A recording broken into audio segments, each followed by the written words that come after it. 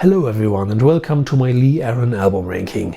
Two records will not be included because they are musically too different from the rest. In the early 2000s, Karen did two jazz albums under the name of the Swingin' Barflies, Slick Chick and Beautiful Things. They are fine for what they are, especially Beautiful Things has a couple of songs I like, but I want to talk about the stuff that's relevant for metal fans of course, whereas the Swingin' Barflies was a separate project.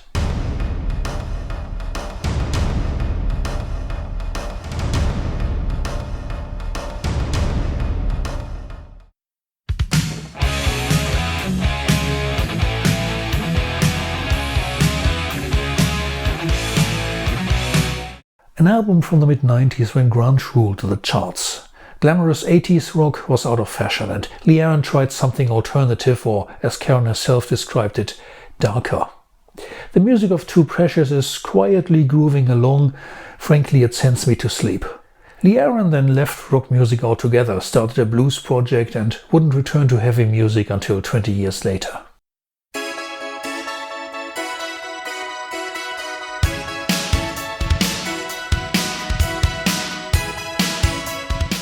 Before this, I never ever reviewed any Christmas albums, not even from Rob Halford. Just in order to give you a complete album ranking, I needed to check out Almost Christmas, and to my surprise it wasn't so bad.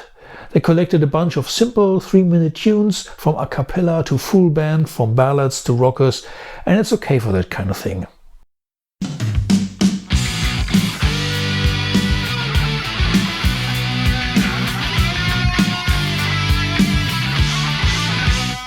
The first album was a kind of team effort involving many different writers instead of a regular band.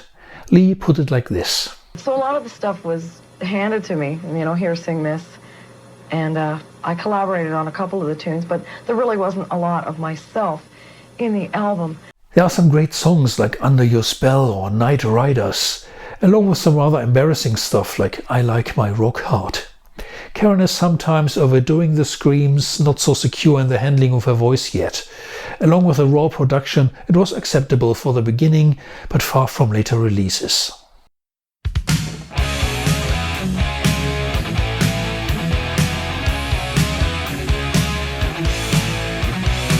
The first album from the grunge period was clearly better than the follow-up Two Precious. It has some solid hits like Baby Go Round and Soul in Motion. The alternative influence isn't too strong yet, although a song like Judgment Day makes you wonder if they listened too much to Faith No More recently.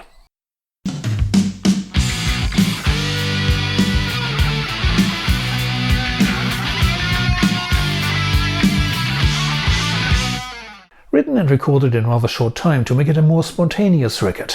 It's okay, but doesn't stand out from the rest of her discography.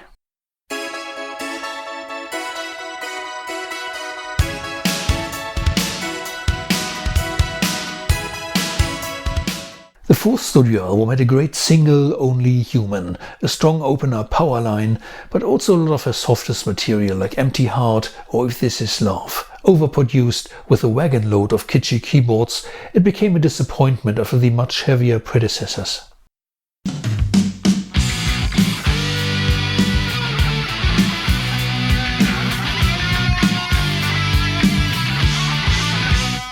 Following Bodyrock, which already was a bit on the silly side, Some Girls Do took another step into poser rock, except the final track Peace on Earth, which closed the album on an unexpected quiet note.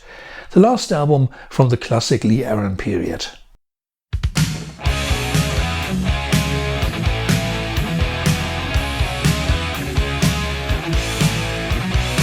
The new album is a safe album in my view. The opener Rock Bottom Revolution and the title track are two heavy rocking hits, and the rest in between does well. You put on the record and feel good, that's what it's all about.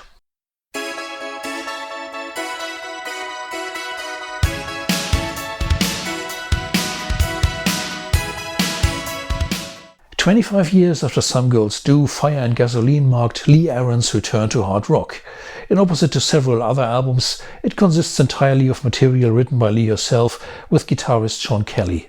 Opening with Tomboy, it feels like a sudden cut, but later into the album there are tracks like the slow 50 Miles or Hard Fix, which could have fit on the previous Beautiful Things album as well, with a different arrangement. It feels genuine, not like an attempt to create what sells best, which could have been suspected after this long break.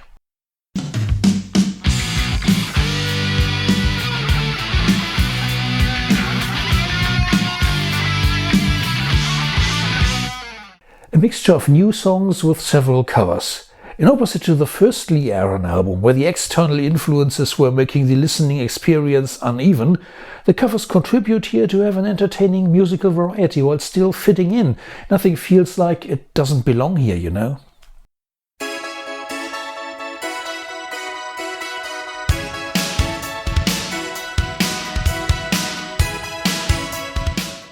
As far as I know, this was Lee Aaron's best-selling album. It reached number 20 in the Canadian album charts. There's no denying it's a bit cheesy sometimes. Nasty Boys or What You Do to My Body come to mind, but it's extremely memorable. File it under guilty pleasure.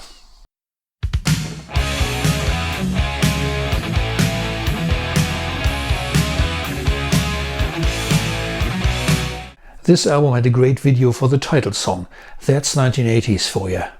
Some more of my favorite songs are to be found here, like Lady of the Darkest Night or Deceiver. One or two weaker numbers slipped through, Shake It Up for example, hence I don't put Metal Queen on number 1. Instead, my choice is...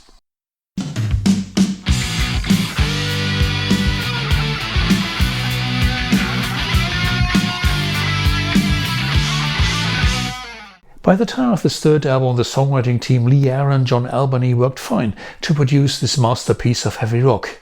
Endowed with powerful tunes like Evil Game and Hot to Be Rocked, but also featuring the best ballad Lee Aaron ever did, Barely Holding On. Her singing performance is breathtaking.